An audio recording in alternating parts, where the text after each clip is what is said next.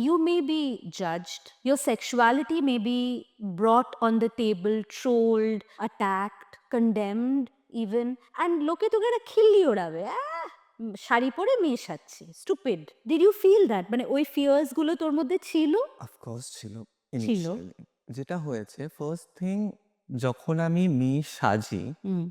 শুধু যে আমি মানে এক্সটার্নালি যে শুধু একটা মেয়ের গেটআপ নিলাম, ইটস নট দ্যাট। রাইট। আমার মনে হয় যে যখন আমি একটা মেয়ে সেজে ছেলের বডি ল্যাঙ্গুয়েজে মেয়ের ডায়লগ বলছি, ওটা বেশি চোখে লাগে লোকজনের।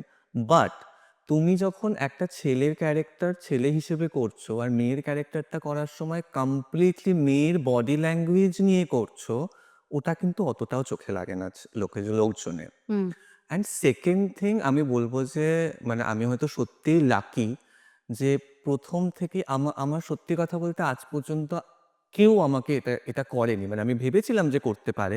ইভেন আমি যখন প্রথমবার আমার ওরিয়েন্টেশন নিয়ে পাবলিক হয়ে আমি লোকের কাছে বলি, আমি সোশ্যাল মিডিয়া, আমি আনন্দবাজার পত্রিকা আমাকে আর মৈনাককে নিয়ে প্রথম একটা আর্টিকেল বার করে। তো সেটাও আমি যখন শেয়ার করি, আমি ভেবেছিলাম যে হয়তো অ্যাকচুয়ালি ওই ব্যাকফ্ল্যাশটা আসবে। ব্যাকল্যাশটা আসবে, হ্যাঁ। কিন্তু তখন হয়নি।